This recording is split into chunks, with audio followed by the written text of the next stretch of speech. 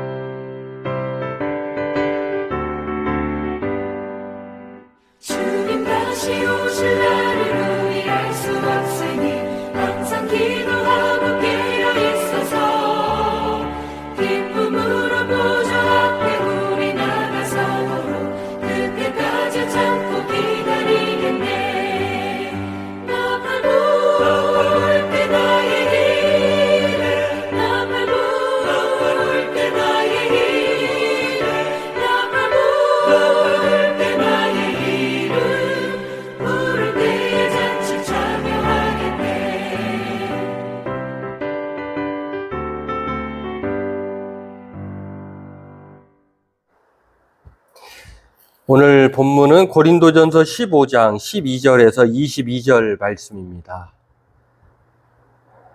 우리 함께 합독하겠습니다. 그리스도께서 죽은 자 가운데서 다시 살아나셨다 전파되었거늘 너희 중에서 어떤 사람들은 어찌하여 죽은 자 가운데서 부활이 없다 하느냐. 만일 죽은 자의 부활이 없으면 그리스도도 다시 살아나지 못하셨으리라.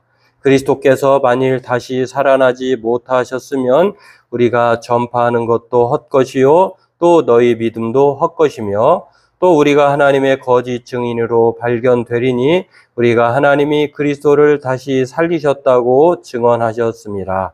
만일 죽은 자가 다시 살아나는 일이 없으면 하나님이 그리스도를 다시 살리지 아니하셨으리라. 만일 죽은 자가 다시 살아나는 일이 없으면 그리스도도 다시 살아나신 일이 없었을 터이요. 그리스도께서 다시 살아나신 일이 없으면 너희의 믿음도 헛되고 너희가 여전히 죄 가운데에 있을 것이요. 또한 그리스도 안에서 잠자는 자도 망하였으리니 만일 그리스도 안에서 우리가 바라는 것이 다만 이 세상의 삶뿐이면 모든 사람 가운데 우리가 더욱 불쌍한 자이리라. 그러나 이제 그리스도께서 죽은 자 가운데서 다시 살아나사 잠자는 자들의 첫 열매가 되셨도다. 사망이 한 사람으로 말미암아 죽은 자의 부활도 한 사람으로 말미암는도다. 아담 안에서 모든 사람이 죽은 것 같이 그리스도 안에서 모든 사람이 삶을 얻으리라. 아멘. 네, 오늘은 이 부활장이라고 불리는 고린도전서 15장의 두 번째 단락인데요. 부활이 우리의 미래이다 라고 하는 이 주제로 말씀의 은혜를 나누고 함께 하나님의 말씀을 살펴보도록 하겠습니다. 네, 우리가 이제 알다시피 고린도전서 13장은 사랑장이다라고 하고 또 고린도전서 15장은 부활장이다 이렇게 흔히 이렇게 소개를 합니다. 그만큼 그에 대한 주제들이 아주 확연하게 드러나고 있고 또 강조하고 있는 사실을 말하고 있는 것인데요. 15장은 그러한 면에서 부활이라고 하는 주제로 충만한 그러한 내용을 소개하고 있습니다. 앞 시간에 우리가 고린도전서 15장 1절에서 11절 내용이 부활이 우리의 복음이다라고 하는 사실을 가르쳐 주었는데요. 십자가와 부활, 이 십자가가 우리의 복음에 대한 과정 중에 매우 중요한 것이다라고 하면 또한 부활은 또 하나의 주제 과정 중에 하나다라고 하는 것. 탄생과 성탄과 또 십자가의 죽음과 부활 그리고 승천이야말로 그리고 다시 오심이야말로 우리가 기억해야 할 복음의 매우 중요한 주제다라고 할 수 있는 것인데요. 그러한 면에서 오늘 이 부활이 복음이다라고 하는 말에 이어서 오늘 부활의 미래라고 하는 사실을 말씀하고 있는데 그것이 우리에게 우리에게 기쁜 미래의 소식인지를 오늘 말씀을 통해서 살펴보고 함께 은혜 나누기를 원합니다. 부활이 우리의 미래다라고 하는 것은요, 두 가지 차원에서 생각해 볼 수가 있는데 그 첫 번째로는 그리스도의 부활로 말미암아 또한 우리 또한 부활이 일어난다라고 하는 것을 오늘 성경은 우리에게 가르쳐주고 있습니다. 우리가 읽은 12절에서 16절의 내용을 보면은요, 예수님이 부활이 있다라, 부활이 없다가 하면 부활이 일어날 수 없는 것이겠죠. 그러나 부활이 있다라고 하는 것을 통해서 예수님이 먼저 그 부활이 있다고 하는 사실을 증명하셨고, 또한 그 예수님의 부활로 말미암아 예수님을 믿는 자들에게 또한 이 부활이 일어난다라고 하는 것을 말씀해주고 있습니다. 따라서 저와 여러분들의 미래는 이제 죽음으로 이 세상 끝으로 종말로 끝나는 것이 아니라 예수님이 부활하셨다고 하는 사실을 통해서 부활이 증거되었고 또 우리 또한 예수님처럼 부활하게 될 것이라고 하는 그 미래에 대해서 오늘 예수님이 소개하고 있다라고 하는 것입니다. 그러한 면에서 우리의 미래는 그냥 완전한 끝이 아니라 우리에게 또한 부활의 새 생명이 부활은 또 다른 삶의 시작이다라고 말할 수 있겠습니다. 그러한 면에서 오늘 예수님의 부활로 우리 또한 부활하게 된다라고 하는 사실을 우리에게 가르쳐 주고 있는데요. 우리가 읽은 12절에서 쭉 16절의 내용을 보면은 예수님께서 죽은 자 가운데서 다시 살아나셨다라고 하는 것입니다. 그렇다고 하면 우리 또한 예수님처럼 부활하게 될 것이다 라고 하는 것. 만약에 이 부활이 없다고 하면 예수님이 살아날 수 없었겠죠. 그러나 이 바울이 증거하는 것은 부활은 있다라고 하는 것. 그렇기 때문에 이 부활이 있다고 하는 사실을 예수님께서 증거하셨고 또 이 부활을 통해서 예수님께서 살아나셨다라고 하는 것. 만약에 이 부활이 없다고 하면은 바울이 전하는 것, 또 우리가 믿고 또 따르는 이 믿음 또한 전파하는 것 또한 헛것이 될 것이다라고 하는 것입니다. 그러나 부활이 있다고 하는 사실을 통해서 헛것도 아니고 또한 허망한 것도 아니다라고 하는 것 그렇게 말씀하고 있고요. 또 이 부활이 사실이라고 하는 것을 통해서 이 하나님이 그렇게 행하셨다고 하면 그것은 엄연한 사실로 증거되고 있다라고 하는 것. 그래서 이 죽은 자의 부활은 반드시 있고 또한 우리 또한 이렇게 살아날 것을 말씀하고 있는 것을 알 수가 있습니다. 그렇습니다. 오늘 이 부활의 미래다라고 하는 것은 이 부활의 확실성, 또 사실성에 대한 이야기이기도 하고요. 부활이 우리의 미래인 것에 대해서 바울은 이 부활의 미래에 대해 더욱 확실하고 구체적인 것으로 오늘 12절에서 16절을 통해서 계속해서 말씀하고 있습니다.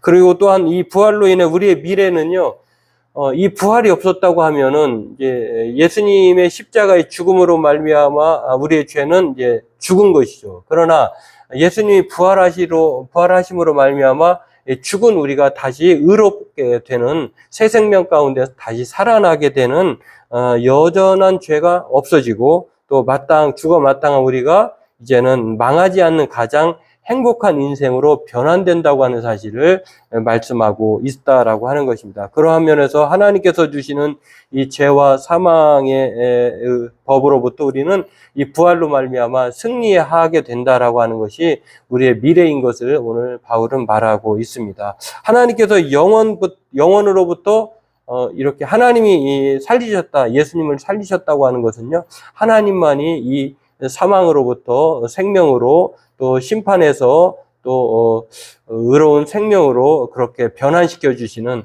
하나님의 개입된 사건이다라고 하는 것을 우리에게 가르쳐 주고 있습니다.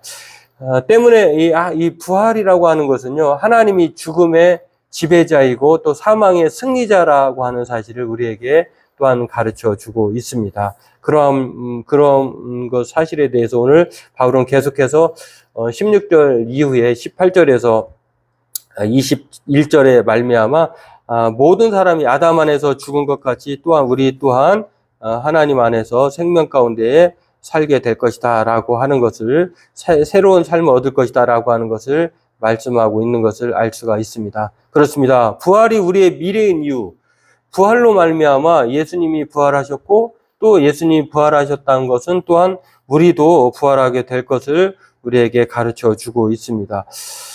그리고 그 부활로 말미암아 이제 사망은 사라지고 새 생명 가운데 우리가 살게 되었다라고 하는 우리의 미래가 영원한 행복인 것을 우리에게 가르쳐 주고 있습니다. 오늘 우리의 인생은 바로 이렇게 하나님으로 말미암아 빼앗겼던 이 창세기가 인간의 실패를 말한다고 하면은요, 요한계시록 성경의 마지막 책은 하나님의 승리에 대해서 말하고 있는데, 이것이 바로 우리의 미래, 우리는 영원토록 하나님과 동행하며 또 동거하며 또 새하늘과 새 땅에서 영원토록 하나님의 은혜로 말미암아 살게 될 것을 말씀하고 있는데, 우리의 미래가 바로 이 창세기에 머무르지 않고 요한계시록에 머무른 이 행복한 영원한 행복 가운데 살게 된다라고 하는 것입니다. 오늘 이 부활이 우리의 미래인 것이 바로 바울이 이렇게 첫 번째로 소개하고 있는 것을 알 수가 있고요. 두 번째로 우리의 미래라고 하는 말에는요, 우리가 가장 행복한 사람인 것을, 우리의 최종적인 이 승리가 우리에게 주어졌고 우리의 결말이 불행으로 끝나지 않고 영원한 행복으로 끝난다라고 하는, 영원한 이 행복은 끝이 없다라고 하는 것을 두 번째로 바울이 오늘 본문을 통해서 말씀하고 있습니다. 그렇습니다. 예수님의 부활은 우리에게 복음, 기쁜 소식이자 또한 우리의 행복한 미래인 것을 성경은 우리에게 가르쳐 주고 있습니다. 부활로 말미암아 우리 또한 부활하게 되고, 또 오늘 본문에서 이어서 말하고 있는 17절을 보면 저와 여러분들은 이제 죄인이 아니라 의로운 사람으로 하나님으로 말미암아 은혜 가운데 거하게 되는 영원한 동행자로 우리의 미래는 그렇게 설계되어 있다라고 하는 것입니다. 그렇습니다. 사람 스스로 미래를 생각할 때에 누가 어떤 사람이든지 간에 지금보다 더 나은 미래를 꿈꾸지, 지금보다 더 낫지 않는 불행한 삶을 꿈꾸는 사람은 없을 것입니다. 그런데 오늘 이 사람이 꿈꾸는 미래는 사람의 생각대로 되지 않죠. 그러나 하나님의 우리에 대한 미래의 계획은 누구라도 이 부활의 주님으로 말미암아 행복한 미래를 갖게 하기 위해서 그렇게 설계하셨다라고 하는 것입니다. 사람들은 때로는 미래를 파괴하고 불행을 자초하려고 하지만, 그러나 하나님은 우리의 생각과는 다르게 마치 예레미야 선지자가 이스라엘 백성들, 유다 백성들을 향하여서 너희에 대한 하나님의 계획은, 미래는 평안이다 이렇게 말한 것처럼, 하나님이 우리를 향한 이 미래는 이 부활로 말미암는 평안, 또 우리의 행복이다라고 하는 것을 이 두 번째로 이 본문은 우리에게 가르쳐 주고 있습니다. 왜 우리가 가장 행복한 사람들인가? 이 부활 때문이다라고 하는 것입니다. 왜냐하면 이 부활로 말미암아 예수님 안에서 새로운 삶을 얻기 때문이다. 다시 말해서 그 삶은 누구든지 그리스도의 심판, 하나님의 심판 대합에 서게 되는데요. 부활을 믿는 예수 그리스도의 사람들은 이 심판의 자리가 사망으로 떨어지는 자리가 아니라 생명으로 인침을 받는, 또 하나님의 은혜 가운데 새 생명을 얻게 되는 그러한 자리가 될 것이다라고 하는 것입니다. 때문에 오늘 저와 여러분들도 그리스도에서 살아나심으로 인해서 우리의 삶은 이 세상에서 삶뿐만 아니라 예수님을 믿는 삶이야말로 이제 하나님의 다스림과 통치와 또 하나님과 동행하고 이 땅에서의 죽음을 통해서 이 생을 마감한 이후에 이제 또 다른 영원한 죽지 않는 새로운 생명 가운데 살아나게 되는 이러한 행복이 우리를 기다리고 있다라고 하는 것입니다. 저와 여러분들 그러한 면에서 이 부활 때문에 날마다 소망 가운데 살아갈 수 있다라고 하는 것을 성경은 우리에게 가르쳐 주고 있습니다. 저와 여러분들의 생명은 그러한 면에서 부활에 있다라고 하는 것. 부활을 믿느냐, 믿지 않느냐에 따라서 우리의 삶을 행복으로 전환하느냐, 여전히 불행으로 살게 될 것이냐, 이러한 기로에 있다라고 하는 것입니다. 그리스도만을 그러한 면에서 오늘 바라보는 이 감사와 소망의 이유가 오늘 성경 우리에게 있다고 하는 것을 우리에게 가르쳐 주고 있습니다. 그렇습니다. 부활이 우리의 미래인 이유. 그것은 예수님 부활하셨고 우리 또한 부활하게 될 것이고 또 우리의 삶은 이제 사망이 아니라 생명으로 전환되기 때문이다라고 하는 것입니다. 마치 이 바늘이 실에 꿰으면 이 바늘귀에 실이 바늘귀에 꿰게 되면은요, 바늘이 따라가는 대로 그렇게 실이 따라가는 것과 마찬가지로 예수님의 부활이 바로 우리에게 일어난다라고 하는 것입니다. 그렇습니다. 오늘 저와 여러분들도 이 예수님의 부활로 말미암아 더 이상 처참한 인생이 아니라 이제 실패한 인생이 아니라 우리에게는 늘 부활이라고 하는 생명으로 말미암아 하나님이 인치시고 또 우리를 살피시고 또 끝까지 동행한다고 하는 이 행복한 여정이 우리에게 준비되어 있다라고 하는 것입니다. 오늘 저와 여러분들도 이것을 기억하고요. 사람들은 제가 최근에 본 드라마 중에 어떤 아내에 대한 이야기인데요. 남편이 자산가였는데 이제 갑자기 사망을 하게 됩니다. 그런데 그 아내가 남편의 사망금 남긴 그런 엄청난 부로 말미암아 살아가고 있었는데 뭐 건물을 짓고 또 세를 주고 그 세를 통해서 살아간 사람이었는데 이 허망한 그럼에도 늘 남편이 없는 것에 대한 이 재산은 있지만 그러나 그 마음에 채워지지 않는 이 갈망이 있었는데요. 그 부족한 부분을 알고 어떤 사람이 접근을 해서 자산가의 아내가 된 사람, 그러나 마음속에 늘 채워지지 않는 이 허망한 인생을 살고 있는 사람에게 접근을 해서 여러 가지 이 수작을 부려서 모든 것들을 다 빼앗아 갑니다. 이분이 이제 사기를 당하고 경찰서에 이제 조사를 받고 그 사람이 경찰관에게 한 말이요. 누구도 자기에게는 넉넉한 돈으로는 부유하고 또 건물도 있고 또 주변에 여러 가지 사람들로 말미암아 채워지는 것들이 있지만 그 마음속 깊은 것들, 자기 속에 늘 허망한 것들을 채워줄 수 있는 것은 없었다라고 하는 것입니다.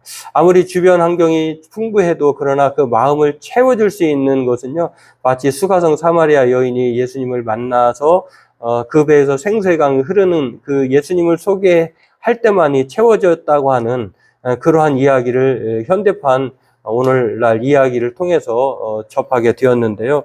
아무튼 이 마음을 채워줄 수 없었다고 하는 것, 우리는 저와 여러분들에게는 그렇지 않다라고 하는 것입니다.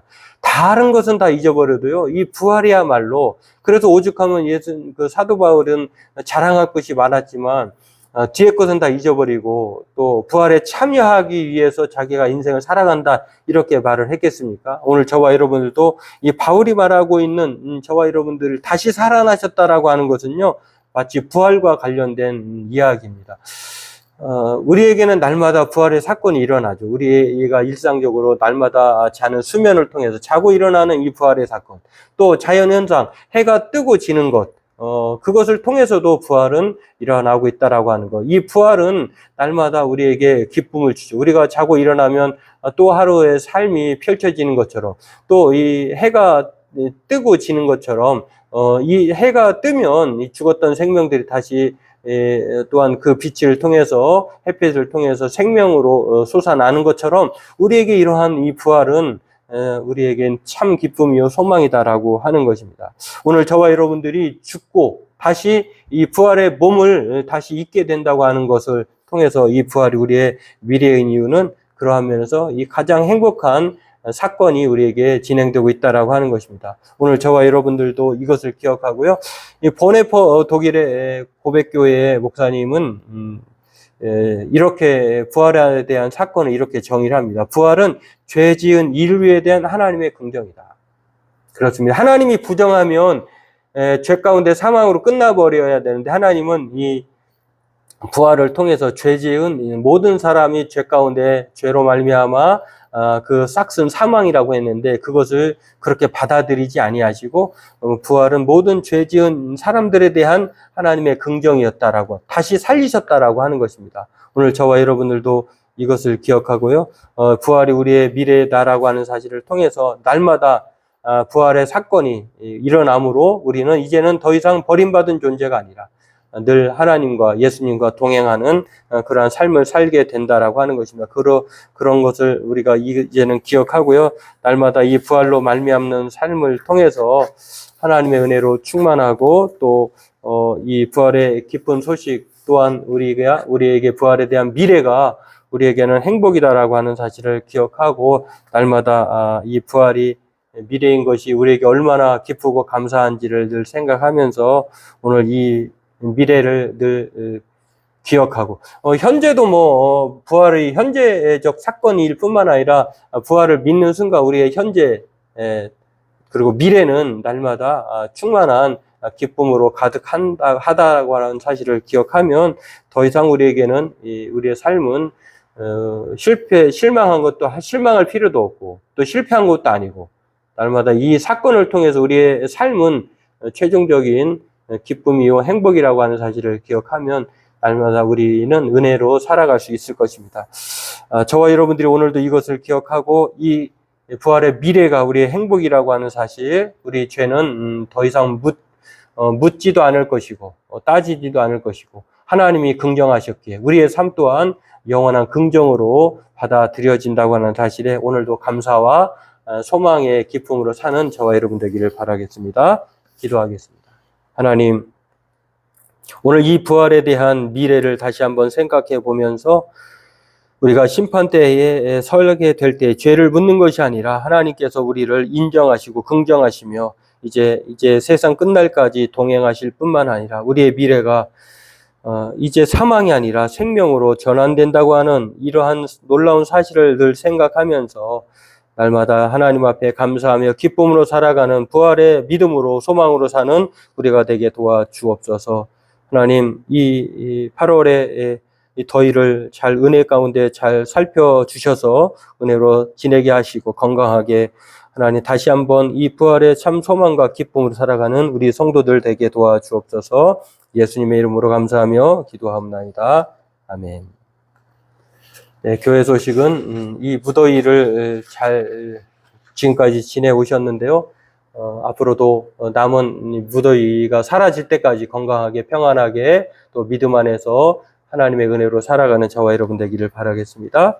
우리 찬송가 294장 하나님의 외아들을 부르시고 우리 함께 주님이 가르친 기도로 예배를 마치도록 하겠습니다. 찬송가 294장 함께 찬송하겠습니다.